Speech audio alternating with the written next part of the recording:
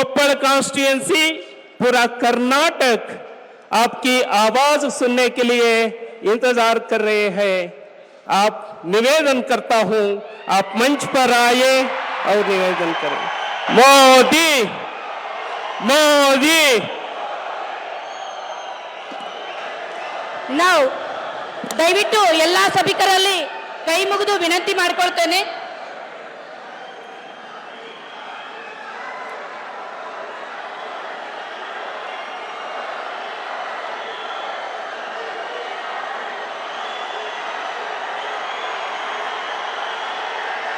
भारत माता की, भारत माता की, भारत माता की। बेल्लारी कोप्पल ಸೋದರ ಸೋದರಿಯರಿಗೆ ನನ್ನ ನಮಸ್ಕಾರಗಳು.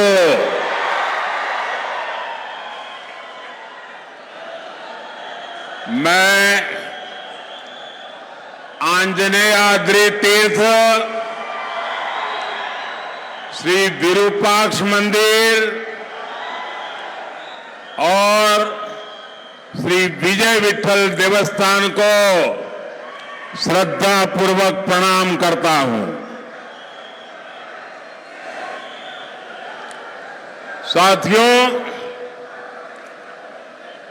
बेल्लारी की ये धरती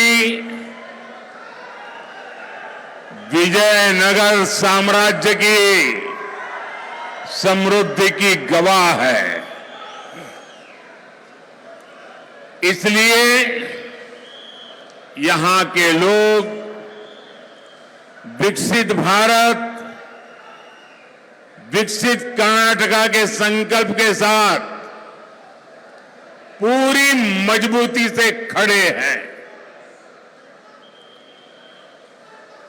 इस चुनाव में मुझे देश के अनेक स्थानों पर जाने का अवसर मिला है। अभूतपूर्व जन समर्थन, अभूतपूर्व आशीर्वाद, और जहां भी गया हूं चारों तरफ आत्मविश्वास के साथ, पूरे संकल्प के साथ देश की जनता ने हमें आशीर्वाद देना तय कर दिया है। और पूरा देश एक स्वर से कह रहा है, फिर एक बार,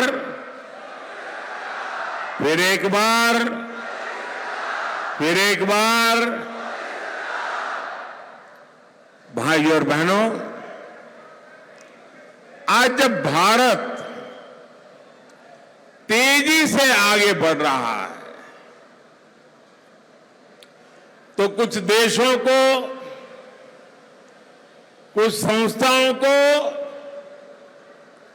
ये पसंद नहीं आता है। बहुत से लोग हैं वो यही चाहते हैं कि भारत कमजोर हो, सरकार कमजोर हो, तो फिर खुद को जो फायदा उठाना है वो बड़ी आसानी से उठा सकते हैं। ऐसी कमजोर सरकार में ये लोग अपने हिसाब से जो भी काम निकलवाना होता है बेधड़क, बिना झिझक निकाल देते हैं।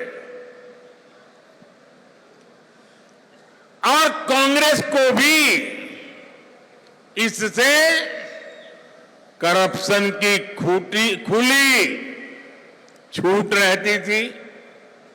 इसलिए तुम भी कमाओ, मैं भी कमाऊं, तुम भी मालामाल, मैं भी मालामाल, यही खेल उनका चलता रहता था। लेकिन भाजपा की मजबूत सरकार ऐसे लोगों के लिए बहुत बड़ी चुनौती बन गई है। उनकी चिंता ये है कि ऐसी सरकार है जो झुकती नहीं है, ये ऐसी सरकार है जिसको कोई ताकत झुका नहीं सकता है। और आप में से जो लोग दिल्ली की लुटियन की दुनिया से परिचित हो, उनको पता होगा कि 2014 के पहले दिल्ली की राजनीति के गलियारों में दलालों का जोर रहता था। होटलों के कमरे सालों साल के लिए दलालों के नाम पर बुक रहते थे। आज दलाली से ही दिल्ली में सारे काम करवा लिए जाते थे। ये 2014 से जब से आपने मुझे बैठाया है, ये सारे गलियारों में भी स्वच्छता अभियान हो गया है। ये सारे दलाल दिल्ली छोड़कर राज्यों में दुकानें खोज रहे हैं। मैं कांग्रेस और उसके साथियों को साफ साफ कहना चाहता हूं, आप लोग चाहे जितना जोर लगा लीजिए, भारत विकसित होके रहेगा। हमारा कर्नाटका विकसित होके रहेगा। ये कांग्रेस की तुकड़मबाजी नहीं चलेगी। साथियों, कल्याण कर्नाटका के विकास को बीजेपी अपनी जिम्मेदारी मानती है। केंद्र सरकार ने 10 वर्षों में इस क्षेत्र के विकास के लिए थाउजेंड्स ऑफ करोड़ रुपीस की योजनाओं को लागू किया है। बीदर, कलबुर्गी, बीजापुर, ये रोड का काम हो, बेलगावी, हुंगुंद रायचूर एक्सप्रेस वे हो, मुनिराबाद, गिनीगेरा रायचूर और गदवाल रायचूर रेलवे लाइन हो, या गदाग बड़ी रेलवे लाइन हो, आज आधुनिक इंफ्रास्ट्रक्चर से इस क्षेत्र की तस्वीर बदल रही है। साथियों, कनेक्टिविटी और आधुनिक इंफ्रास्ट्रक्चर ने कल्याण कर्नाटका के लिए भविष्य की मजबूत नींव तैयार की है। हमारे बेलारी में जींस इंडस्ट्री, स्टील इंडस्ट्री और एग्रीकल्चर से जुड़ी तमाम संभावनाएं मौजूद है। इनके विस्तार से युवाओं के लिए रोजगार के नए अवसर बनेंगे। हमारी सरकार पीएलआई स्कीम्स और पीएम मित्र पार्क के जरिए टेक्सटाइल सेक्टर को भी बढ़ावा दे रही है। पीएम मित्र पार्क स्कीम में थाउजेंड्स ऑफ करोड़ रुपीस के निवेश का अनुमान है। इससे यहां अनेकों नए रोजगार सृजन होगा।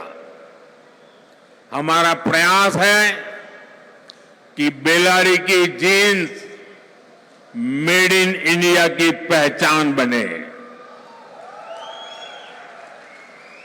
पीएलआई स्कीम से यहां के स्टील उद्योग को भी मजबूती मिली है।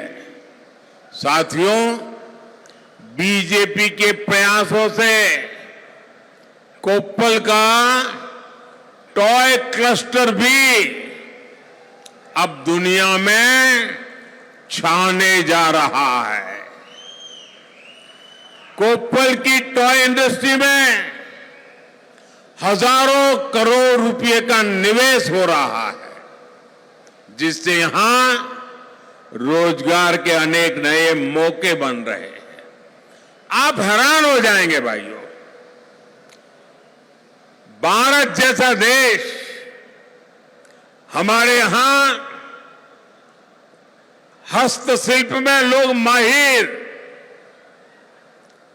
हमारे खिलौने, हमारी बहुत बड़ी विरासत, लेकिन भारत लाखों करोड़ों रुपया का खिलौने टॉयज इंपोर्ट करता था।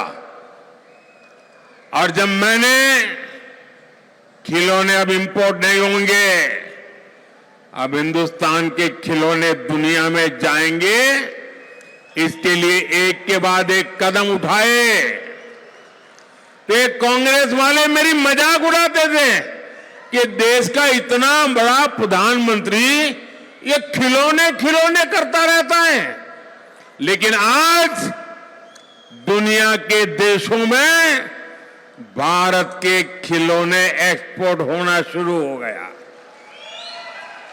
और जो इंपोर्ट हो रहा था उसमें बहुत तेजी से गिरावट आ रही है।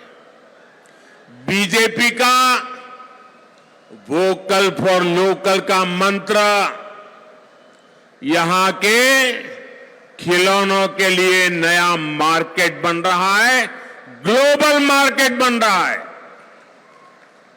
साथियों, बीजेपी ने कर्नाटका में विकास की फसल लगाई, कांग्रेस उसे तबाह करने के लिए काम कर रही है। कांग्रेस का एजेंडा है खुद कोई काम करना नहीं, और बीजेपी ने जो काम किए हैं उन कामों को जहां है वहां अटका देना, रोक देना। हमने कर्नाटका में इंडस्ट्री को आगे बढ़ाने के लिए काम किया, लेकिन कांग्रेस ने आते ही राज्य में बिजली का संकट पैदा कर दिया था।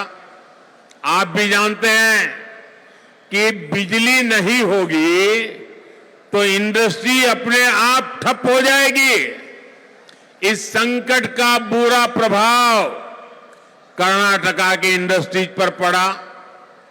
साथियों, यहां कर्नाटका में एक तरफ किसान पानी की किल्लत से परेशान है, दूसरी तरफ कांग्रेस ने किसानों के हक का पैसा भी मार लिया है। जब कर्नाटका में बीजेपी की सरकार थी तो किसान सम्मान निधि के साथ किसानों को 4,000 रुपीज कर्नाटका गवर्नमेंट की तरफ से एक्स्ट्रा मिलते थे। लेकिन कांग्रेस की सरकार आने के बाद किसानों को मिलने वाली ये मदद बंद कर दी गई। साथियों, कर्नाटका कांग्रेस सरकार ने अपीजमेंट पॉलिटिक्स के आगे घुटने टेक दिए हैं। यहां ऐसे माइंडसेट को बढ़ावा दिया जा रहा है जो कर्नाटका के लिए, देश के लिए खतरनाक है। क्राइम को, टेरर को वोट बैंक के तराजू से नहीं तोला जा सकता, वोट बैंक के नजरिए से नहीं देखा जा सकता। लेकिन कांग्रेस वोट बैंक की अपनी सोच से बाहर निकलने के लिए कुछ भी सीखने को तैयार नहीं है। अब पीएफआई पूरा देश जानता है, बच्चा बच्चा जानता है कि एक खतरनाक संगठन है। इस खतरनाक संगठन ने देश को तबाह करने की बहुत बड़ी साजिश रची हुई है और उसके एक एक कारनामे जब सरकार के सामने आए तो हमने हिम्मत के साथ फैसला कर लिया, जो भी होगा मुकाबला कर लेंगे, लेकिन पीएफआई को हिंदुस्तान में पनपने नहीं देंगे। पीएफआई को अपनी मनमानी नहीं करने देंगे। पीएफआई को निर्दोषों का कत्ल नहीं करने देंगे। पीएफआई को लोगों को शस्त्रों की ट्रेनिंग देने के कुकृत्य से वो नहीं करने देंगे। और इसके लिए मोदी सरकार ने बहुत बड़ी हिम्मत करके पीएफआई पर प्रतिबंध लगा दिया। पीएफआई के जो बड़े बड़े तीसमारखां थे वह जेलों में सड़ रहे हैं। लेकिन दुर्भाग्य देखिए, देश के लिए इतनी खतरनाक पीएफआई वो आज कांग्रेस के लिए लाइफलाइन बन गई है। कांग्रेस उनके प्रति हमदर्दी रख करके उनके लोगों से लाभ उठाने की कोशिश कर रही है। कांग्रेस के ऐसे रवैये के कारण बेंगलुरु के कैफे में बम ब्लास्ट करने की हिम्मत हुई। सबसे बड़ी चिंता की बात यह है कि कांग्रेस के राज में हमारी बेटियां भी सुरक्षित नहीं है। हुबली के कॉलेज में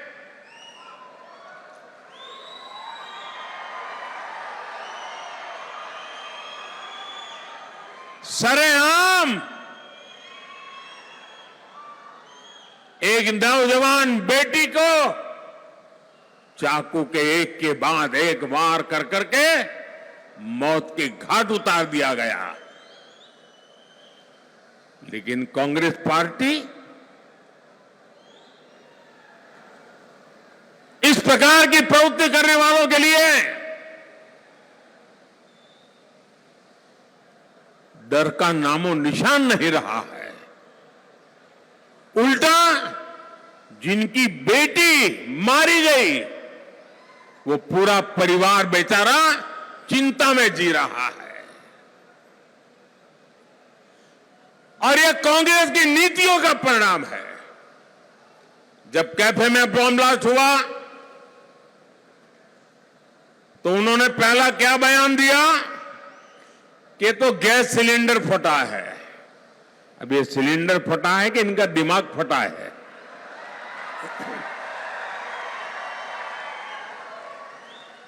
बाद में क्या बयान दिया कि नहीं, गैस सिलेंडर तो नहीं फटा, लेकिन ये बिजनेस राइवलरी थी, इसलिए दूसरे बिजनेस वाले ने कंपटीशन में किया है।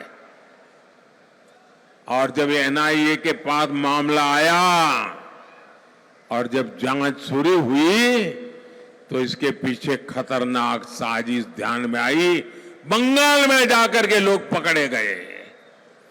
क्या मेरे भाइयों बहनों, क्या कर्नाटका को बम बंदूक के साए में जीने के लिए मजबूर करना हमें मंजूर है क्या? ये बम धमाके हमें मंजूर है क्या?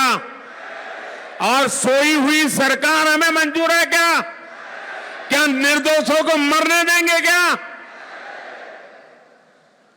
नेहा को, उस बेटी का क्या गुनाह था?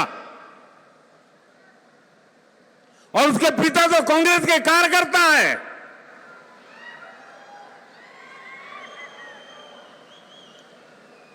फिर भी कांग्रेस पार्टी और कांग्रेस की सरकार, साथियों, ऐसी सरकार, वोट बैंक की भूखी सरकार आपकी रक्षा नहीं कर सकती है।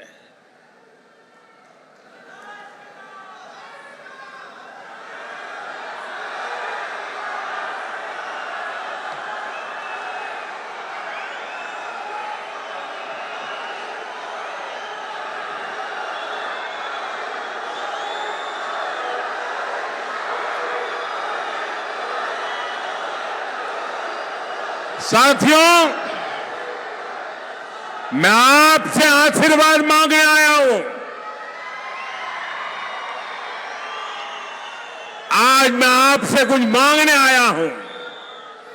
मेरे लिए देश की नेहा जैसी करोड़ों बेटियों की जीवन की रक्षा के लिए आया हूं।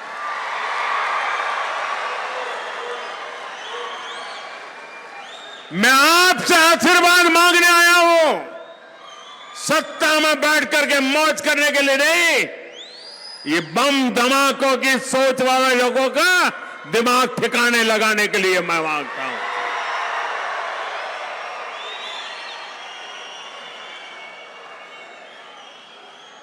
जरा 2014 के पहले के दिन याद कीजिए। 2014 के पहले का समय याद कीजिए।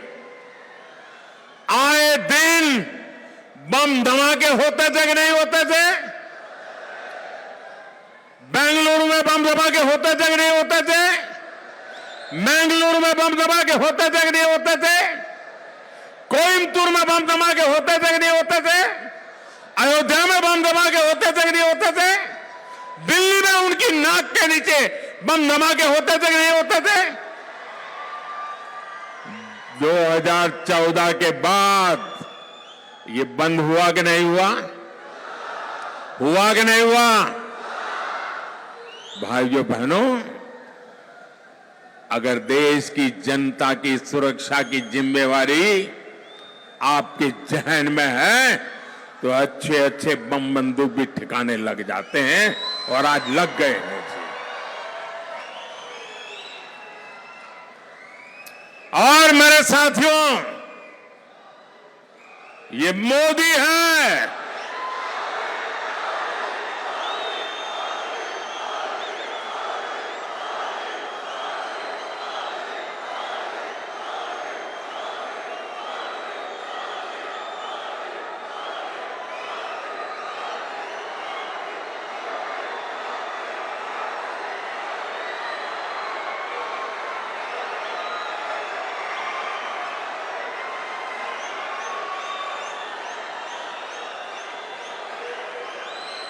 जो लोग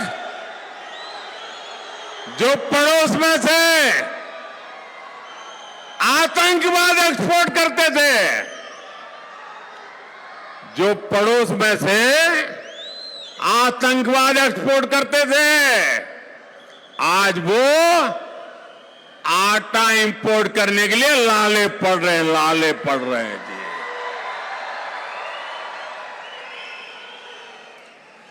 एक जमाना था ये आतंकवादी आकर के हमारे वीर जवानों के सर काट करके ले जाते थे, और आज ये मोदी है, घर में घुस करके मारता है।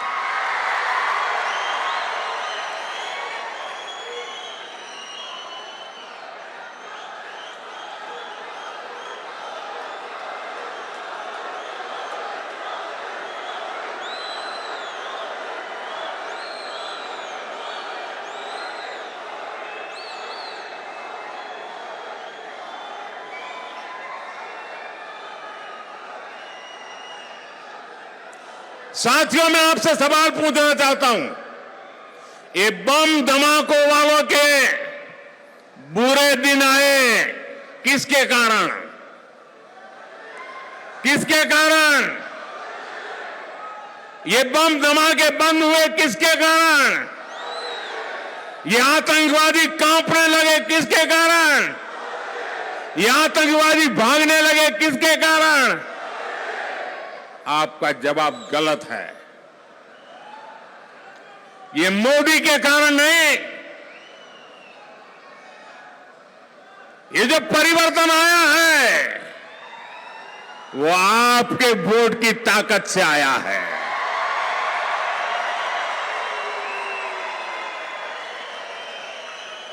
अगर आपका वोट ना होता, अगर आपके आशीर्वाद ना होते, दिल्ली में मजबूत सरकार ना होती, तो आज भी बम धमाके होते रहते,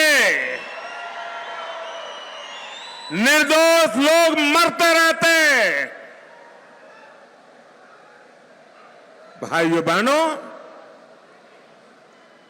मेरे लिए 140 करोड़ देशवासी,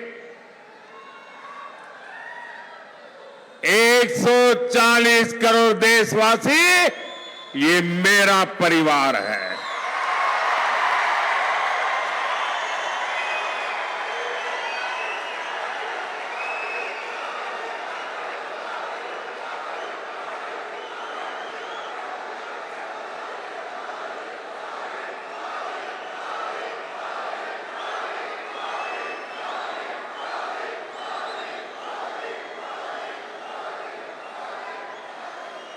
मैं बिना रुके, बिना थके दिन रात दौड़ता हूं, सिर्फ और सिर्फ 140 करोड़ मेरे परिवारजनों के लिए।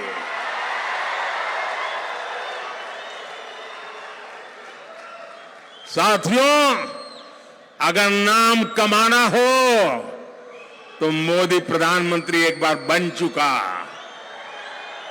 इतिहास में नाम दर्ज हो चुका,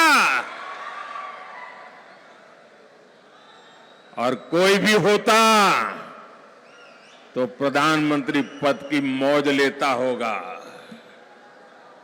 लेकिन ये मजदूर मोदी है, कामदार मोदी है।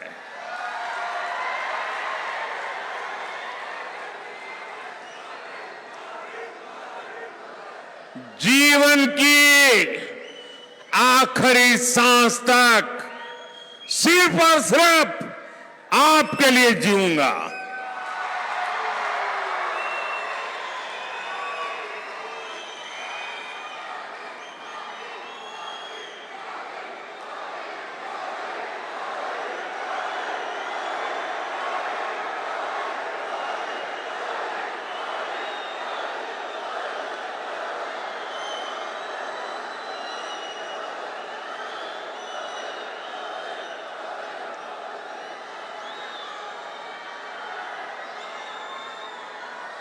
साथियों,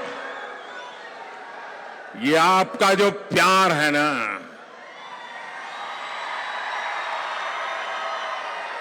आपका ये जो आशीर्वाद है, इससे बड़ा जीवन का भाग्य क्या हो सकता है जी। ये पद और प्रतिष्ठा इस प्यार के आगे कुछ नहीं है।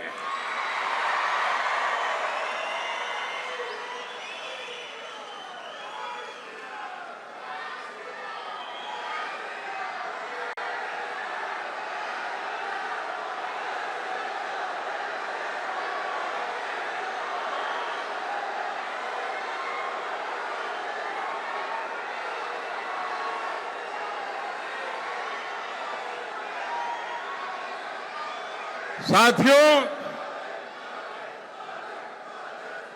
अभी कुछ समय पहले अयोध्या में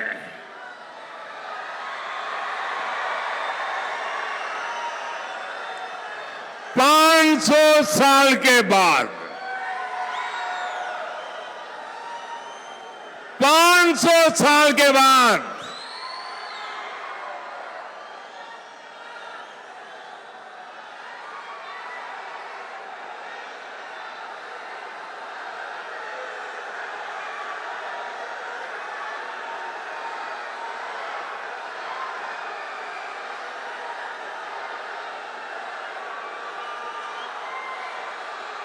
500 साल में कितनी पीढ़ियां बीत गई। 500 साल में लाखों लोग प्रभु राम के मंदिर के लिए शहीद हो गए। मेरे और आपके पूर्वजों ने प्रभु राम मंदिर का सम्मान वापस लौटाने के लिए शहादत मोल ली। आप मुझे बताइए भाइयों बहनों, 15 अगस्त देश आजाद होने के दूसरे दिन प्रभु राम का मंदिर बनना चाहिए था कि नहीं बनना चाहिए था? क्या प्रभु राम का इतना हक था कि नहीं था? गुलामी की जंजीरें टूटी, लेकिन हमारे राम लला को घर नहीं मिला। अदालतों में जंग चलते रहे।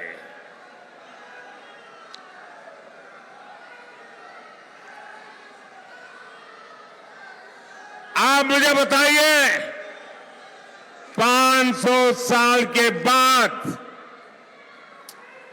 जो सपना हमारे पूर्वजों ने संजोया था, जो सपना आपने संजोया था, वो सपना आपकी आंखों के सामने पूरा हुआ कि नहीं हुआ? आपकी इच्छा पूरी हुई कि नहीं हुई? आपको गर्व हुआ कि नहीं हुआ? क्यों? किसके कारण? किसके कारण? फिर कहता हूं, ये मोदी के कारण नहीं, आपके वोट के कारण हुआ है, क्योंकि आपने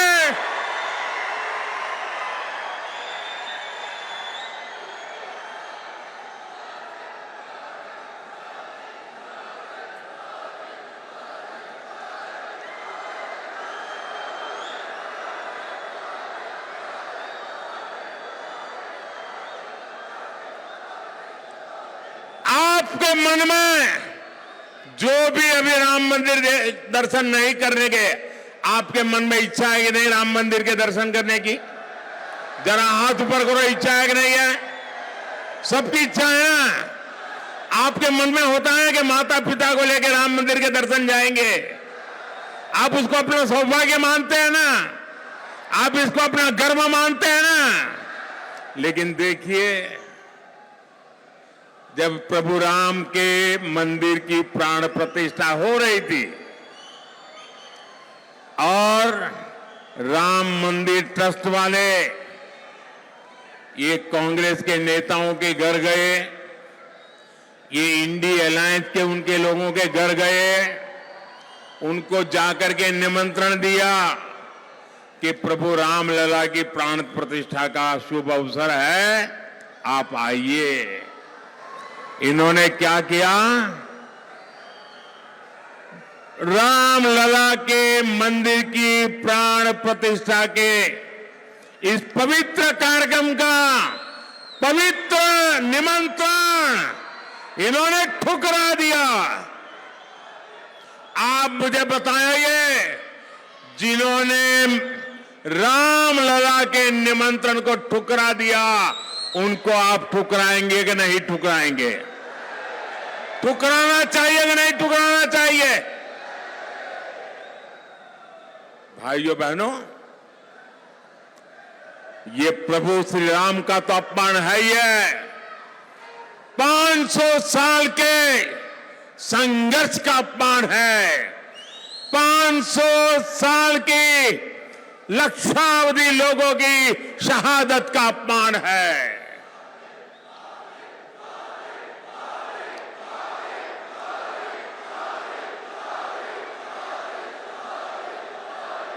ये कांग्रेस वालों को ये हनुमान जी की धरती कभी माफ कर सकती है क्या?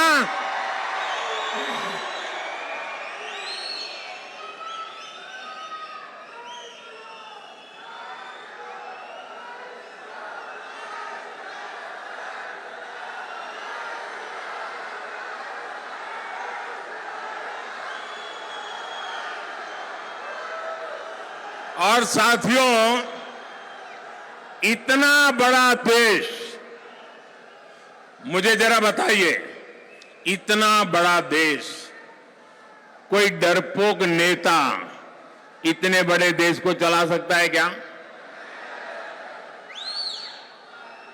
देश चलाने के लिए मजबूत नेता चाहिए कि नहीं चाहिए? ये कैसे लोग हैं, उनको तो लगता था कि राम मंदिर बनेगा, देश में आग लग जाएगी। मुझे बताइए भाई, आग लगी क्या कहीं? आग लगी क्या? आग नहीं लगी, उन लोगों को मिर्ची लगी।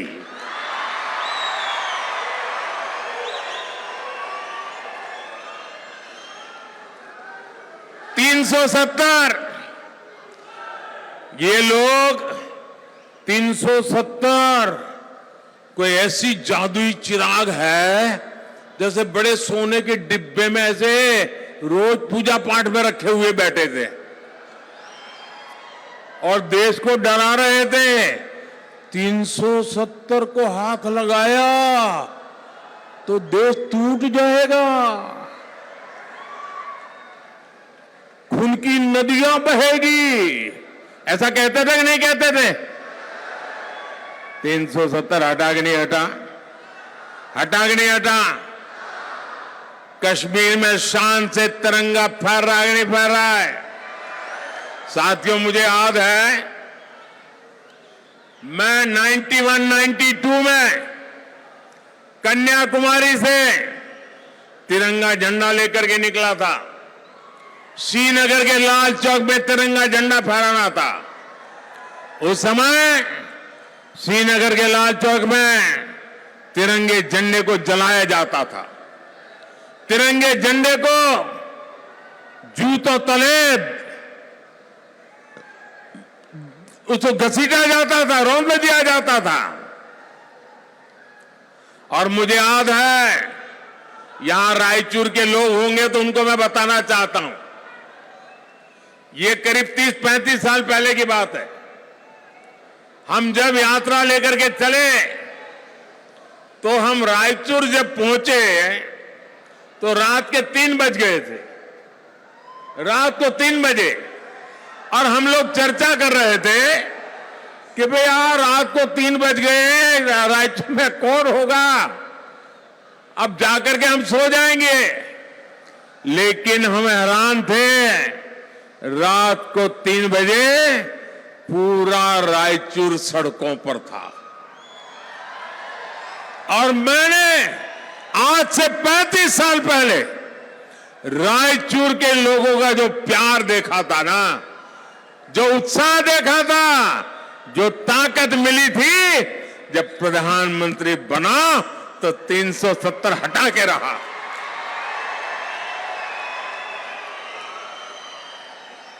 और आज दुनिया भर के लोग कश्मीर जा रहे हैं। हिस्ट्री में इतने टूरिस्ट नहीं गए थे, इतने आज कश्मीर जा रहे हैं। और ये कांग्रेस वाले संविधान के नाम पर रोटियां सेकने निकले, SC/ST के नाम पर रोटियां सेकने निकले। इन्होंने बाबा साहब आंबेडकर के संविधान को कश्मीर की धरती पर लागू नहीं होने दिया था। कश्मीर का संविधान अलग था। बाबा साहब आंबेडकर का इससे बड़ा अपमान क्या हो सकता है? भारत के संविधान का इससे बड़ा अपमान क्या हो सकता है? SC/ST कम्युनिटी को जम्मू कश्मीर में आरक्षण 70 साल तक नहीं मिला। 370 ने अटका के रखा था। संविधान वहां घुस नहीं सकता था। ये बाबा साहब आंबेडकर को मैंने श्रद्धांजलि दी है, मैंने संविधान का सम्मान किया है और 370 हटा करके जम्मू कश्मीर के दलितों को आरक्षण का अधिकार दिया है। भाइयों बहनों, कांग्रेस हमेशा एससी, एसटी, ओबीसी और महिला विरोधी रही है। बीजेपी ने देश में पहली बार एक आदिवासी महिला को राष्ट्रपति पद के लिए आगे बढ़ाया, लेकिन आदिवासी महिला को चुनाव हराने के लिए ये इंडिया अलायंस ने पूरी ताकत लगा दी, पूरी ताकत लगा दी। और इसके पहले 2014 में जब हम जीत के आए और हमें जब पहली बार राष्ट्रपति के चुनाव के लिए जीतने की संभावना लगी, तो हमने एक दलित मां के बेटे रामनाथ कोविंद को राष्ट्रपति पद के लिए हमने उम्मीदवार बनाया। उसको हराने के लिए पीछे लग गए लोग, यानी दलित राष्ट्रपति बने ये कांग्रेस को मंजूर नहीं, महिला राष्ट्रपति बने, आदिवासी महिला राष्ट्रपति बने, उसका भी विरोध। कांग्रेस देश के संविधान की कभी परवाह नहीं करती। कांग्रेस सरकार ने बाबा साहब आंबेडकर के संविधान के खिलाफ जाकर ओबीसी आरक्षण में लूट चलाई है, ओबीसी आरक्षण में सेंधमारी की है। कांग्रेस ने ओबीसी आरक्षण को धर्म के नाम पर बांट दिया है। अब यही आरक्षण विरोधी एजेंडा ये पूरे देश में लागू करना चाहते हैं। साथियों, कांग्रेस का भ्रष्टाचारी पंजा अब आपकी संपत्ति हड़पना चाहता है।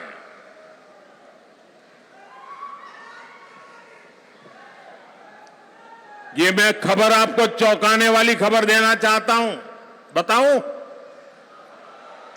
ध्यान से सुनोगे, ये बहुत बड़े खतरे की घंटी है। अब कांग्रेस सरकार ने उनके फिलोसोफर एंड गाइड ने अमेरिका से घोषणा की है। 2011-12 में उनके फाइनेंस मिनिस्टर ने इच्छा जाहिर की थी और कांग्रेस के मैनिफेस्टो में लिखा है कि वो देश की जो भी लोगों की संपत्ति है उसका हिसाब किताब करेंगे, एक्सरे लगाएंगे, एक्सरे आपके लॉकर में क्या पड़ा है, हमारे पास गहने कितने हैं, सोना कितना है, हिसाब लगाएंगे और फिर एक कानून लाने वाले हैं। आप मुझे बताइए, हमारे देश में हम लोग जो है परिवार में कोई भी माँ बाप होंगे वो मेहनत करके कुछ न कुछ बचाते हैं कि नहीं बचाते? बचाते हैं कि नहीं बचाते? जो भी उनकी ताकत होगी कुछ न कुछ बचाते रह गए, नहीं बचाते? और उनके मन में क्या रहता है? उनके मन में रहता है कि मरने के बाद ये बच्चों के काम आएगा। ऐसा होता है कि नहीं होता है? वो अपने संतानों को देकर के जाना चाहते हैं ना। अब ये कांग्रेस की नजर उस पर है। आपने मेहनत करके जो कमाया, घर बनाया, गाड़ी ली, कुछ सोना ला करके रखा, कुछ एफडी बना करके रखी, पाई पाई बचा करके कुछ इकट्ठा किया, क्यों? कि मरने के बाद बच्चों को तकलीफ ना हो। अब कांग्रेस मरने के बाद आपको आपकी संपत्ति आपके बच्चों को नहीं देने देगी। कांग्रेस ने इनहेरिटेंस टैक्स की बात कही है, मतलब आपके पास जो है उसमें से आधे से ज्यादा 55%, 55% ये कांग्रेस की गठबंधन की सरकार दिल्ली में बैठेगी तो वो उसको हड़प कर लेगी और लेकर के अपनी वोट बैंक के लोगों को बांट देगी। आप बताइए, आपने अपने बच्चों के लिए जो इकट्ठा किया है वो सरकार को हड़पने देंगे क्या? लेने देंगे क्या? या आपकी संपत्ति आपके पास रहनी चाहिए, नहीं रहनी चाहिए? मुझे बताइए, ये आपकी रक्षा कौन करेगा? कौन करेगा? ये आपकी लूट को कौन बचाएगा? मैं आपको गारंटी देता हूं, ये मोदी बचाएगा।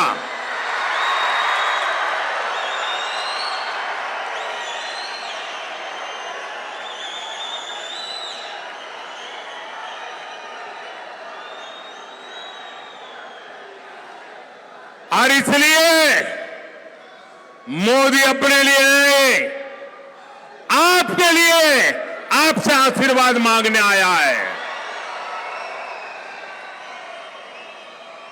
ये भ्रष्टाचारी देश के संसाधनों के बाद अब देशवासियों की पर्सनल प्रॉपर्टी तक हड़पना चाहते हैं। साथियों, बेलारी और बीजेपी का तो विकास और विश्वास का रिश्ता रहा है। बेलारी ने बीजेपी का विकास भी देखा है, विश्वास भी देखा है और कांग्रेस का विश्वासघात भी देखा है।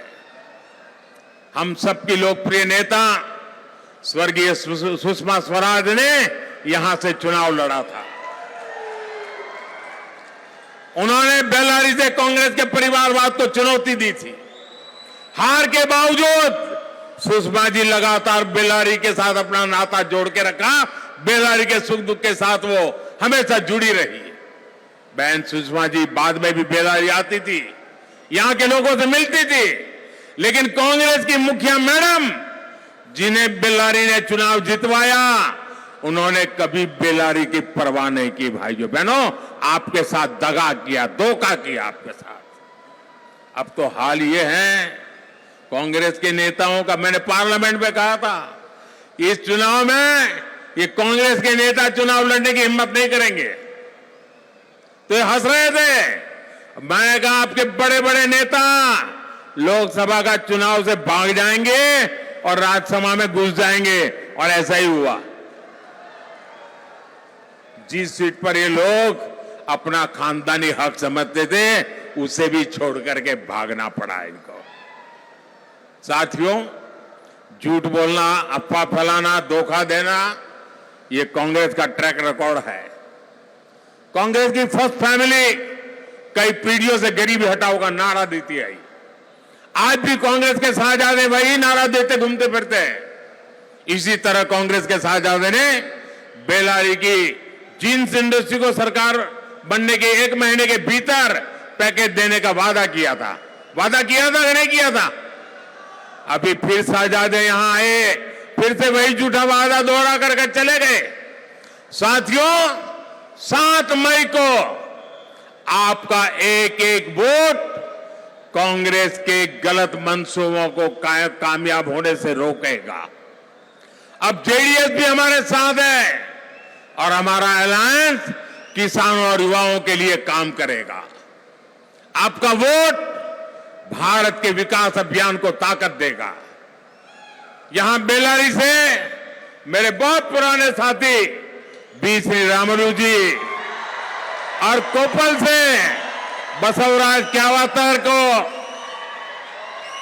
आप विजयी बनाइए, और आप जब कमल के निशान पर बटन दबाएंगे ना, आप जब कमल के निशान पर बटन दबाएंगे 7 मई को, तो आपका वोट सीधा सीधा मोदी को जाएगा। मोदी को मजबूती मिलेगी, और मोदी का मजबूत होना मतलब आपके सपनों को साकार करना। मोदी का मजबूत होना मतलब मेरा भारत, मेरा परिवार। मेरा आपसे अनुरोध है, इन्हें बड़ी जीत दिलाने के लिए गर्मी कितनी क्यों न हो, अधिक से अधिक मतदान करेंगे। मतदान के पुराने रिकॉर्ड तोड़ेंगे। आपका एक वोट मोदी को मजबूत करेगा, और मजबूत मोदी सुरक्षित भारत की गारंटी है। मजबूत मोदी विकसित भारत की गारंटी है। मजबूत मोदी विकसित कर्नाटका की गारंटी है। अच्छा, मेरा एक काम करोगे, मेरा एक पर्सनल काम करोगे? ऐसा नहीं, सब बताऊंगा तो बोलूंगा।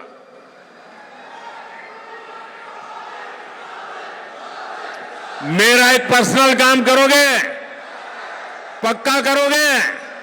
अच्छा, एक काम करो, अपना मोबाइल फोन बाहर निकाल के उसकी फ्लैश लाइट चालू करो।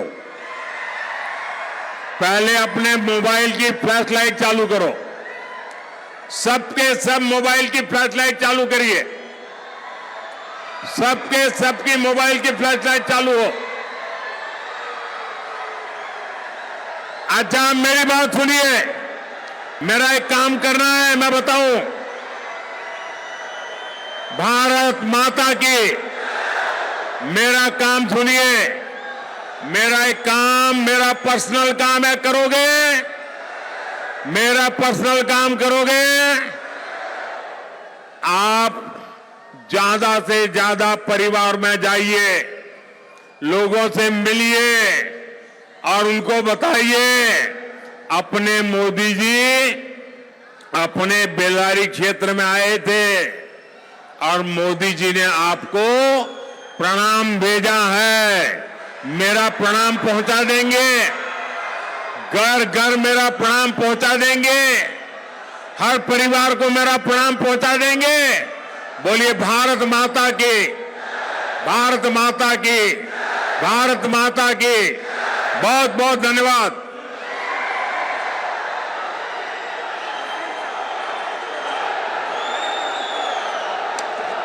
मोदी मोदी मोदी मोदी मोदी मोदी मोदी मोदी मोदी मोदी मोदी मोदी मोदी। भारत माता की, नरेंद्र मोदी जी की, भारत माता की, नरेंद्र मोदी की। मोदी मोदी मोदी। बोलो भारत माता की, भारत माता की।